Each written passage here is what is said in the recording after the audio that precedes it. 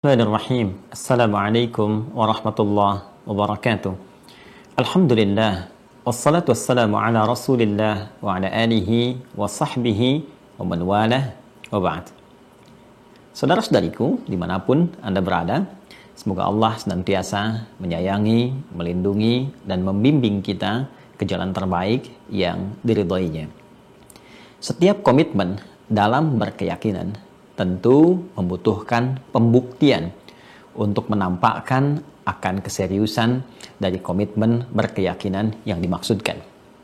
Seperti halnya seseorang yang mengatakan kepada pasangannya, "Aku sangat mencintaimu," dan yakinkan itu di dalam jiwamu dengan komitmen yang sangat tinggi. Tentu semua itu membutuhkan pembuktian. Karena itulah dia membuktikan cintanya dengan cara menikahinya, dengan cara berkomitmen memberikan perhatian, pelayanan, kasih sayang, dan turunan-turunan lainnya. Komitmen keyakinan tertinggi dari seorang manusia adalah komitmennya untuk menjadi hamba berketuhanan yang menuhankan dan memberikan pembaktian khusus kepada zat yang ia pusatkan sebagai Tuhan. Bagi seorang muslim, tentu saja pusat kebertuhanannya akan diserahkan, dipasrahkan, dan ditujukan kepada satu zat yang sempurna, yaitu Allah Subhanahu wa Ta'ala. Untuk itulah ketika seorang muslim berkomitmen untuk berkeyakinan teguh menuhankan Allah Subhanahu wa Ta'ala, yang dalam bahasa syariat disebut dengan iman, yakin tanpa ragu, maka secara logis konsekuensinya ia mesti membuktikan kebertuhanannya kepada Allah Subhanahu wa Ta'ala. Ketika ditanya, bagaimana engkau membuktikan bahwa engkau yakin bahwa Allah adalah Tuhan, bahwa engkau menuhankan Allah Subhanahu wa Ta'ala, tentunya kita harus menunjukkan ekspresi keimanan itu, keyakinan tanpa ragu itu, dengan sebuah pembuktian. Disinilah ayat-ayat Al-Quran menghadirkan pesan-pesan penting yang tegas dan lugas dari firman Allah Subhanahu wa Ta'ala kepada setiap hamba yang telah meyakini tanpa ragu akan keesaan dan ketuhanan Allah Subhanahu wa Ta'ala. Quran surah ke-20 Thaha ayat ke-14 di antara sekian ayat yang menegaskan tentang pesan penting ini. Allah berfirman, "Innani anallah la ilaha illa ana fa'budni wa aqimis salata li dzikri." Innani anallah, sungguh aku tegaskan, kata Allah, akulah Allah. La ilaha illa ana, tidak ada Tuhan yang layak dipertuhankan. Tidak ada Tuhan yang layak dipertuhankan kecuali aku, kata Allah.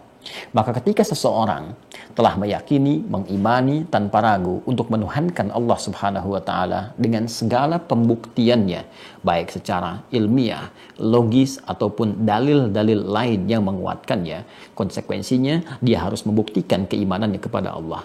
Maka Allah tegaskan, fa'budni, buktikan keimananmu itu, keyakinanmu kepadaku dengan cara menyembahku. Bila kita bertanya bagaimana cara menyembahmu ya Allah, maka Allah kemudian tegas menyampaikan, wa aqimis salata lidzikri. Maka tunaikanlah salat sebagai pengingat kepada aku, pengingat imanmu yang meyakini aku sebagai Tuhan, pengingat penghambaanmu kepada aku, pengingat kepasrahanmu kepada aku. Karena itulah ketika Allah Subhanahu wa Ta'ala memerintahkan kita untuk menunaikan ibadah salat, maka salat menjadi bagian dari pembuktian iman kita kepada Allah Subhanahu wa Ta'ala. Salat yang menyambungkan hubungan kita secara rabbani dengan Allah Subhanahu wa Ta'ala. Untuk itulah Allah menugaskan di antara pesan-pesan penting kepada setiap nabi dan rasul yang diutus untuk memberikan penjelasan akan pedoman-pedoman kehidupan kepada setiap umat di masanya untuk mendekatkan diri kepada Allah Subhanahu wa Ta'ala. Maka dari sekian pesan penting itu Allah perintahkan kepada mereka untuk mempraktekkan dan mengajarkan salat kepada setiap umatnya. Demikian Nabi Musa diperintahkan untuk menunaikan salat seperti di Quran surah Thaha ayat 14 yang tadi saya bacakan ketika Allah berfirman, "Innani anallahu la ilaha illa ana fa'budni wa aqimis salata li dzikri." Demikian Nabi Isa alaihi salam pun mengatakan bahwa beliau diwasiatkan untuk menunaikan ibadah salat ketika Allah merekam pula Penegasan ini di dalam Al-Quran, dalam firman-Nya surah ke-19 Maryam di ayat 31. Wa ja'alani mubaraka aynama kuntu wa awsani bis-shalah. Dan Allah telah menjadikan untukku keberkahan dalam setiap keadaan, setiap kondisi, dan mewasiatkan kepadaku, memerintahkan kepadaku dengan padat, singkat, dan tegas lugas untuk menunaikan salat. Demikian pula Nabi Yahya alaihissalam, ketika beliau ingin bermohon kepada Allah, maka beliau praktekkan lewat salat. Quran surah ketiga Ali Imran di ayat 38 sampai 39 itu. Hunalika da'a Zakaria rabbah qala rabbi habli min ladunka dzurriyyatan thayyibah innaka sami'ud du'a fanadatul malaikatu wa huwa qa'imun yusalli fil mihrab annallaha yubashshiruka bi Yahya. Demikian Nabi Ismail alaihissalam bahkan mewasiatkan kepada seluruh keluarganya untuk menunaikan ibadah salat. Di Quran surah ke-19 Maryam di ayat ke-55 Allah tegas menyampaikan wasiat Nabi Ismail kepada keluarganya, wa kana ya'muru ahlahu bis salah, dan beliau pernah terekam memerintahkan pada seluruh keluarganya untuk menunaikan ibadah salat. Salat adalah hal yang sangat penting untuk membuktikan keimanan. Salat adalah hal yang sangat penting untuk menjaga online dan koneksi kita dengan Allah Subhanahu wa taala.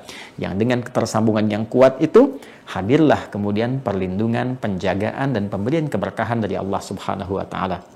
Karena itu, sudah sangat dipahami dengan jelas dan sangat dimafhumi dengan logika yang nyata kalau Nabi Muhammad SAW, Rasul yang sangat istimewa, penutup para nabi, sudah pasti pula diperintahkan oleh Allah Subhanahu wa taala untuk menunaikan ibadah salat sekaligus menyampaikan dan mengajarkan risalah ini kepada seluruh umat beliau sampai kehidupan ini berakhir. Karena beliau Rasul yang istimewa, penutup para nabi dan Rasul, maka perintahnya pun Allah berikan dengan cara yang istimewa.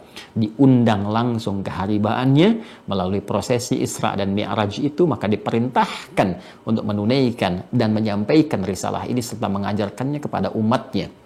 Maka kita dapati misalnya perintah-perintah dalam Al-Quran yang ditujukan langsung sebagai pembuktian keimanan kepada Allah dalam hal menunaikan salat. Al-Baqarah di ayat yang ketiga. Alladzina yu'minuna bil ghaib wa yuqimunas shalah. Orang-orang yang meyakini Allah Subhanahu wa taala sebagai Tuhannya yang hak walaupun tak mampu memandangnya pada saat itu, meyakini tentang adanya malaikat yang mencatat dengan sifat ghaibnya, meyakini tentang alam-alam yang tak nampak dalam pandangannya, maka dia membuktikan keyakinannya kepada Allah itu dan seluruh hukum yang mengikat dengannya dengan cara menunaikan ibadah salat.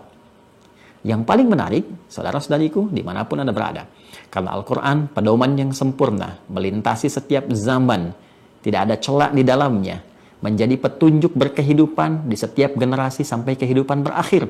Maka Al-Quran memberikan penjelasan yang utuh, yang sempurna, yang bahkan detailnya dijelaskan melalui sunnah-sunnah Nabi Muhammad SAW. Jika sholat sebagai ibadah yang terpenting, sebagai pembuktian iman, jika sholat mengoneksikan hubungan kita dengan Allah Subhanahu wa ta'ala, maka sudah barang tentu kita harus bertanya, ya Allah, apakah ada kejelasan waktu dalam menunaikannya? Kita memahami bahwa secara teknis penjelasan-penjelasan cara menunaikan dari awal sampai dengan akhir tentu sudah barang tentu sekali lagi akan banyak memakan tempat jika dijelaskan di dalam Al-Quran. Paling logis dijelaskan lewat petunjuk-petunjuk Nabi Muhammad SAW sehingga bisa diamati dengan jelas, dilihat bagaimana prakteknya, diajarkan dengan sempurna. Namun dalam segi waktunya, apakah Allah Subhanahu wa taala menunjukkan kepada Rasulullah SAW sebagai penjelas kapan itu ditunaikan sehingga Nabi mudah kemudian mengajarkan kepada kita dengan prakteknya sempurna dari awal sampai akhirnya.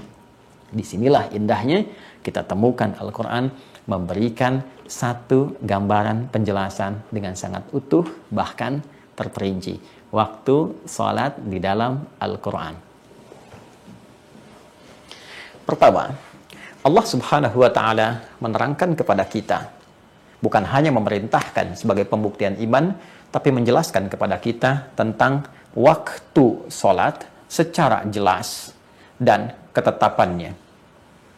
Di Quran surah ke-4 An-Nisa di ayat yang ke-103 Allah berfirman, فَإِذَا قَضَيْتُمُ الصَّلَاةَ فَاذْكُرُوا اللَّهَ قِيَامًا وَقُعُودًا وَعَلَى جُنُوبِكُمْ فَإِذَا اطْمَأْنَنْتُمْ فَأَقِيمُوا الصَّلَاةَ. Perhatikan kalimatnya, Innas salata kanat 'alal mu'minina kitaban mawquta. Perhatikan ujung ayatnya. Innas salata, sungguh salat itu, 'alal mu'minina, bagi setiap insan yang beriman, kitaban mawquta, telah ditetapkan dengan jelas ketentuan waktunya. Dalam bahasa bebasnya, orang-orang yang telah mengikrarkan dirinya beriman kepada Allah Subhanahu wa taala akan mengetahui penjelasan-penjelasan waktu salat yang Allah terangkan. Ditetapkan kepada mereka waktu-waktunya yang sangat jelas. Jadi bukan sekedar Allah meminta kepada kita untuk membuktikan keimanannya lewat salat, tapi kata Allah, saya tegaskan, saya terangkan pula kepada kalian waktu-waktu kapan kalian menunaikan salat itu. Satu, kita bertanya, bagaimana kemudian penetapannya ya Allah? Maka dijawab selanjutnya. Ditetapkan dalam setiap pergantian antara waktu. PAW. Dalam setiap hari. Tadi kata Allah, bagi orang beriman, kami tetapkan waktu-waktu menunaikan sholat. Kita tanya lagi, kapan waktunya ya Allah? Kata Allah, dalam setiap pergantian antara waktu dalam sehari, aku tetapkan waktunya. Baik, Allah berfirman di Quran surah ke-17, Al-Isra, di ayat ke-78. Aqimis salata liduluki syamsi ila ghasaqil laili wa qur'anal fajr. Inna qur'anal fajri kana masyhuda. Ketika engkau bertanya kapan waktu menunaikannya, kata Allah, aqimis salata, tunaikanlah salat yang dimaksudkan itu, ya, liduluki syamsi, mulai matahari tergelincir, mulai muncul siang, sudah mulai sedikit condong ke arah barat, berada di tengah-tengah, mulai condong sedikit, kata Nabi bayangannya dari tongkat itu, ya, mulai sama dengan tongkatnya dan mulai sedikit turun, ya, mulai sedikit bergeser. Maka muncul dulu ke syamsi itu, bahasa dekatnya kita kenal dengan istilah zuhur saat ini, ya, ila ghasaqil lail, terus membentang sampai dengan malam, wa Qur'an al-fajr, sampai nanti tiba waktu fajar, ya. Inna Qur'an al-fajri kana masyhuda, dan di waktu fajar itu ada salat juga yang spesial yang disaksikan langsung oleh Allah Subhanahu wa taala, seperti Allah menyaksikan semua salat yang lainnya, tapi berkumpul kemudian para malaikat di waktu fajar dengan spesial di dalamnya. Dari zuhur membentang sampai dengan ke waktu fajar. Kita akan lihat detailnya bagaimana itu. Kapan diaturnya? Maka ditegaskan lagi Quran surah ke-11 ayat ke-114. Aqimis salata tarafain nahar wa zulafam minal lail innal hasanati yudhibnas sayyiat. Hei, kata Allah, tunaikan salat yang dimaksudkan. 5 waktu itu secara umumnya aku jelaskan di setiap pergantian antar waktu.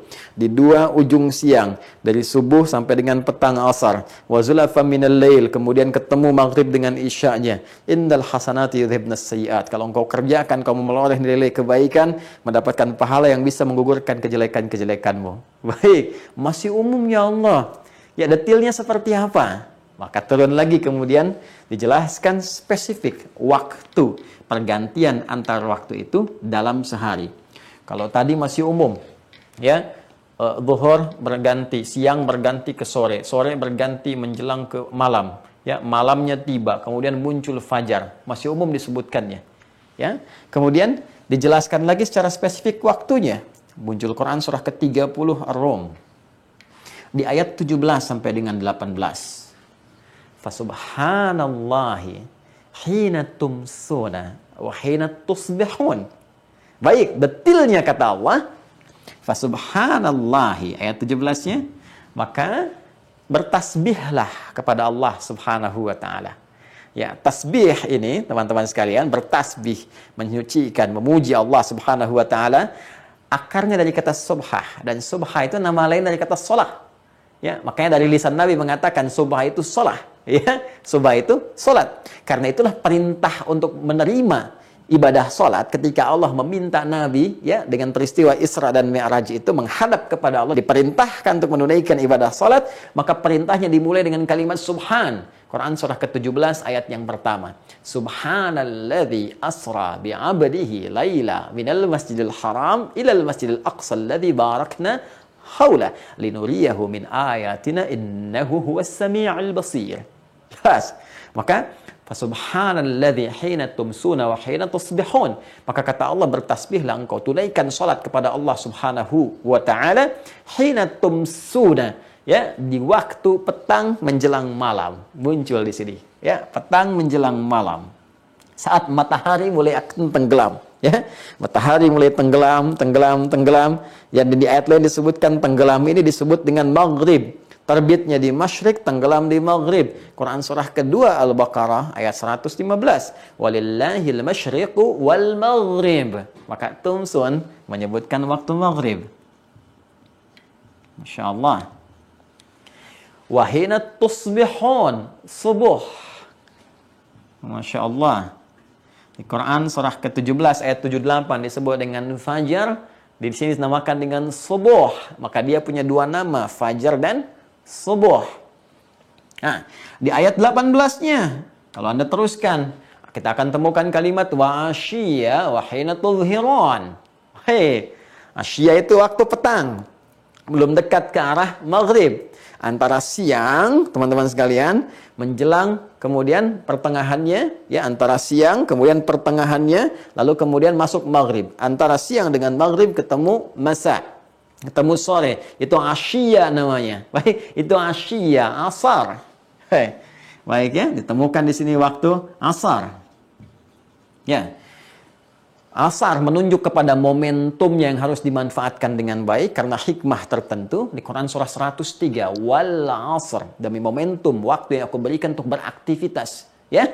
Karena pentingnya sholat itu nanti disebut dengan momentumnya asar. Waktunya, kalau Anda tanya waktunya disebut asyia. Momentumnya yang penting, yang menjadikan kita harus memanfaatkan supaya menjadikan kegiatan sebagai ibadah, mendekat kepada Allah. Kalau tidak, rugi kita karena hilang sebagian waktu yang Allah berikan kepada kita untuk menjadikannya sebagai ibadah. Karena itu surah 103 menunjukkan pesan penting supaya kita memanfaatkan waktu itu untuk ibadah, untuk menenun amal soleh supaya tidak rugi. Wal asr innal insana lafi khusr illa alladhina amanu wa amilus solihat. Waktunya untuk mengerjakan di waktu itu, waktu rentang sore antara siang dengan ke maghrib itu disebut asyia namanya. Wa asyia wa hina tudhiran, zuhur. Masya Allah. Zuhur tiba. Maghrib, subuh, asar, zuhur. Satu lagi apa? Quran surah ke-24 ayat ke-58. Ya, kalau Anda terus baca ayatnya sampai ke ujungnya, Anda temukan kalimat min ba'di salatil isya thalathu awrat. Dan setelah engkau menunaikan salat isya itu, minta izin ya kepada ayah ibu, minta izin kepada ahli rumah. Kalau ingin masuk ke kamar, ketok pintu dulu di 3 waktu yang paling utama. Kan waktu kemudian sebelum subuh, teman-teman sekalian, waktu kemudian dalam suasana siang setelah beraktivitas mungkin sedang ganti pakaian, dan juga waktu setelah menunaikan salat isya. Min ba'di salatil isya, isya disebutkan. Baik. Jadi 3 pergantian waktu ini, ya. PAW, pergantian antar waktu. Disebutkan oleh Allah Subhanahu wa taala 3 yang tadi saya maksudkan, 3 ayat ini, ayat 17, 18 surah 30, 1, 2, kemudian ayat 58 surah 24 mencakup 5 pergantian waktu dalam sehari untuk mengetes iman. Dan ya, sekaligus menunaikan ibadah sholat itu. Kata Allah, aku jadikan PAW, pergantian antara waktu 5 kali dalam sehari. Subuh, cek iman masih ada atau tidak. Sekali lagi, karena sholat membuktikan keimanan kita. Ada getaran nggak ketika disebutkan nama Allah? Imannya bergetar nggak? Ya kan? Itu yang dimaksudkan Quran surah ke-8 Al-Anfal di ayat yang kedua. Innamal mu'minuna alladzina idza dzukirallahu wajilat qulubuhum wa idza tuliyat alaihim ayatuhu zadathum imana wa ala rabbihim yatawakkalun. Sungguh, insan beriman yang sejati itu bisa dicek imannya. Di antaranya jika disebutkan nama Allah, maka ada getaran dalam hatinya. Maka, panggilan menunaikan ibadah sholat itu didahului dengan kata Allah. Bukankah kita dengar panggilannya dengan kalimat Allahu Akbar, Allahu Akbar? Ya kan? Sampai kita temukan kalimat Hayya 'alas shalah, dibukanya dengan apa? Allah, Allahu Akbar. Ya, bukankah kalimat Allah itu adalah kalimat yang menunjukkan kepada Tuhan yang hak, yang kita katakan dalam syahadat, asyhadu an la ilaha illallah. Ketika Anda mengatakan asyhadu an la ilaha illallah, Anda beriman. Ya, iman kepada siapa? Yakin tanpa ragu kepada Allah. Tidak ada Tuhan selain Allah, Tuhan yang hak. Maka diuji kita. Buktikan lewat komitmen dengan ibadah. Bagaimana caranya? Panggil dulu. Ada nggak sinyal iman dalam dirinya? Allahu Akbar, muncul. Bukankah subuh ada pengecekan iman ketika kita mendengar itu? Bukankah itu panggilan sholat untuk membuktikan komitmen keimanan kita? Kemudian ganti waktu ke siang. Masih terang nggak? Ya, kita beriman. Masih nyata nggak keimanan kita? Terang, nyata, bahasa Arabnya disebut dengan zuhur. Ya, wahina tudhirun. Dan ketika waktu zuhur pun dipanggil lagi. Allahu Akbar. Cek imannya masih ada apa enggak. Ya, ketika tiba waktu sore itu, asyiyah, jangan-jangan kita rugi nih.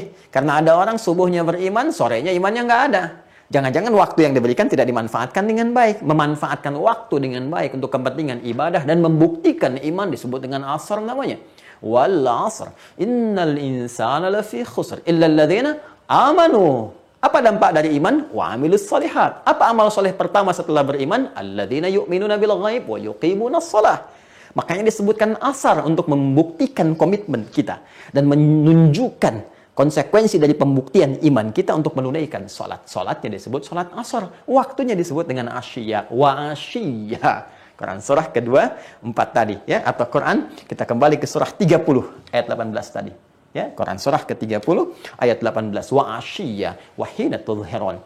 Sampai masuk kemudian ke fase menjelang malam, di sore terakhir saat matahari akan terbenam. Maghrib, bukankah dipanggil lagi dengan suara adzan?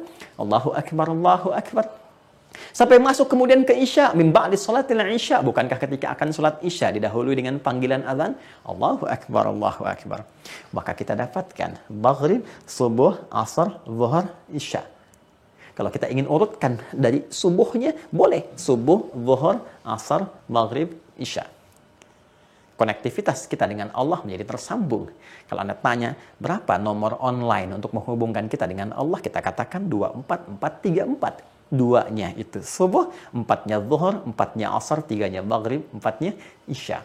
Buktikan dan ditemukan. Buktikan dan ditemukan. Buktikan apakah ada waktu salat dalam Al-Quran? Ada dan ditemukan. Inilah jawaban ketika Ibnu Abbas radhiyallahu ta'ala anhuma mengatakan kepada rekan-rekannya, koleganya, waktu-waktu sholat itu telah nampak ada dalam Al-Quran, terbaca dengan jelas. Maka sahabatnya bertanya, Aina, bisa nggak ditunjukkan? Di mana itu? Maka beliau katakan seperti apa yang tadi telah saya sampaikan. Fasubhanallahi hina tumsuna wa hina tusbihun. Tumsuna kata beliau maghrib, tusbihun subuh, wa asyiyah wa hina tudhhirun. Asyiyah menunjuk kepada waktu asar, tudhhirun menunjuk kepada waktu zuhur. Dan isya'nya di Quran surah ke-24 An-Nur di ayat ke-58 itu, min ba'di salatil isya talatsu awrat. Kita ketemukan di situ subuh, zuhur, asar, maghrib, isya.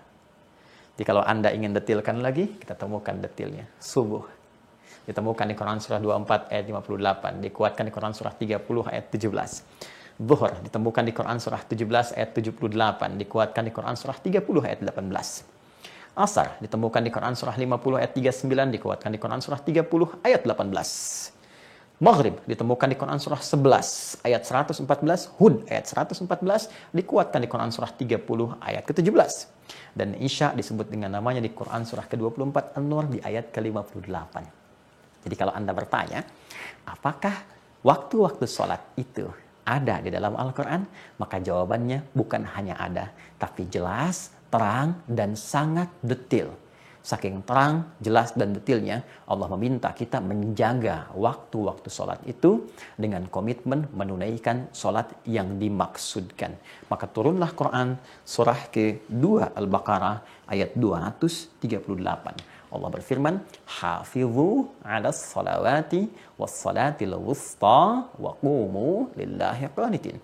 Maka bila engkau telah mengetahui waktunya terang dan jelas, jaga, saling menjaga untuk mengingatkan waktu-waktu sholat itu, dan tunaikanlah sholat itu dengan keadaan yang paling khusyuk, terlebih sholat-sholat pertengahan.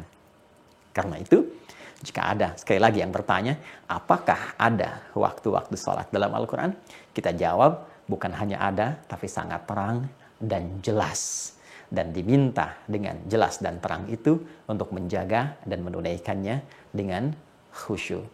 Namun bila ada yang mengatakan tidak ada waktu-waktu sholat dalam Al-Quran, walaupun saya mengerjakannya, ini patut diduga dua hal terjadi pada dirinya. Kalau bukan dia belum bagus baca Al-Quran, belum mengetahui isi Quran karena jarang berinteraksi dengan Quran, boleh jadi karena keadaan imannya yang melemah. Karena bagi orang beriman, dia pasti akan mengetahui waktu-waktu sholat.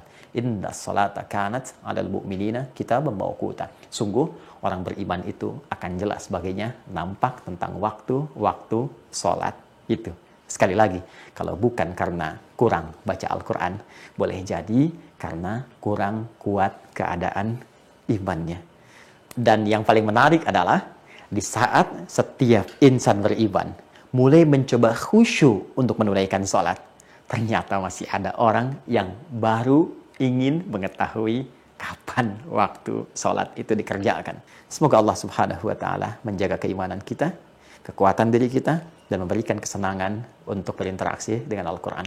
Dan kita saling mendoakan, semoga Allah memberi petunjuk kepada orang-orang yang belum mendekat kepada Al-Quran, yang belum yakin dengan ketentuan agamanya, walaupun telah menyatakan berislam, dan semoga kita semua dilindungi dan dirahmati